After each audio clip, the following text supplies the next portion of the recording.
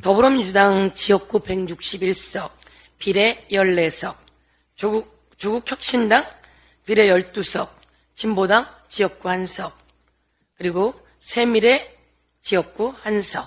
이렇게 해서 총 합하니까 189석입니다. 그리고 개혁신당 3석까지 합치면 192석. 반윤 야당의 의석수가 192석입니다. 반윤 야당의 의석수가 192석입니다.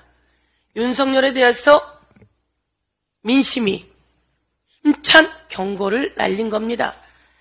이번 총선의 결과는 민심이 우선 200석이라고 하는 대통령 탄핵, 그거 빼고는 모든 걸 다 할 수 있는 의석을 야당에게 몰아주었습니다. 이것이 바로 총선의 민심입니다. 윤석열 대통령 부부 그리고 한동훈과 국힘당 모두 이 총선의 민심을 정확히 인식해야 합니다. 그리고 뼈저리게 반성하고 바뀐 행동을 보여야 합니다. 국민들은 이야기하셨습니다. 2년이 너무 힘들었다. 2년이 너무 힘들었다. 앞으로 3년은 더 버틸 수가 없다. 그러니 끝내달라. 이것이 저희들이 현장을 다니면서 들었던 평범한 시민들의 이야기였습니다.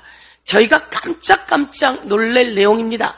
저희들보다 훨씬 강력한 요구를 국민들은 하고 있었습니다. 더불어민주당에게 힘을 몰아줄 테니 이번엔 끝내달라. 끝내달라라고 하는 의미가 무엇일까요? 이것이 저는 국민들의 민심이라고 생각합니다. 보수 언론조차 윤석열 부부를 공격하고 있습니다. 조선일보는 이렇게 이야기합니다. 윤석열 대통령 부부가 모든 문제의 시작이자 끝이었다라고 이야기를 합니다. 문제는 윤석열이고 문제는 윤석열 대통령의 부인이고 그리고 또 문제는 한동훈이었습니다. 국민들은 윤석열도 김건희도 마음에 안 드는데 한동훈은 더했다라고 이야기를 합니다. 한동훈이 이야기했습니다. 목련이 필 때면 김포가 서울시에 편입될 것이라고. 이따위 거짓말을 하고 민심을 잡을 수 있을 거라고 생각했을까요? 이따위 거짓말, 윤석열 대통령의 꼭두각시 한동훈, 국민은 그 한동훈을 더 이상 보고 싶지 않다는 말씀을 많이 하셨습니다. 건방져 보여서 싫다. TV에서 나오는 모습이 우리를 가르치려 한다. 여기서 더불어민주당이 다시 한번 되돌아보겠습니다. 겸손하겠습니다. 국민께 배우겠습니다. 언론들은 또 이렇게 이야기합니다.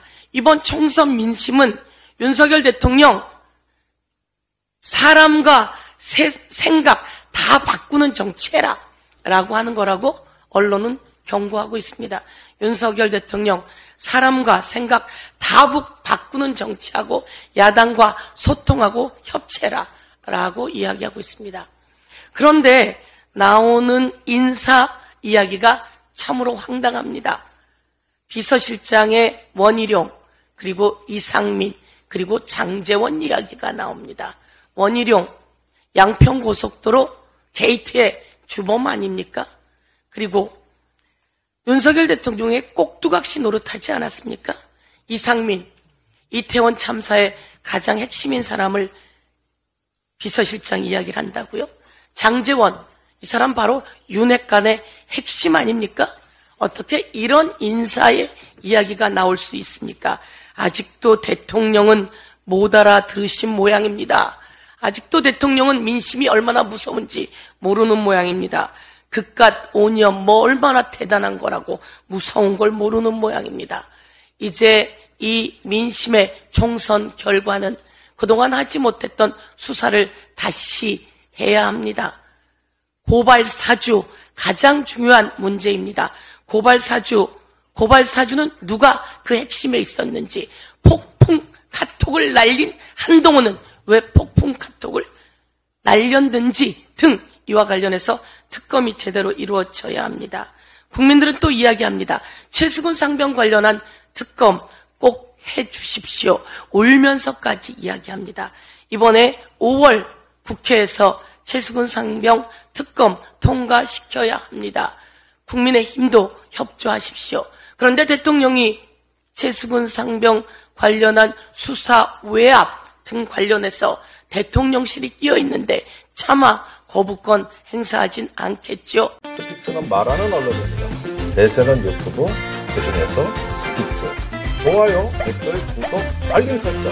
여러분이 저희를 사랑해 주시고 우리가 여러분을 사랑하는 4가지 방법입니다.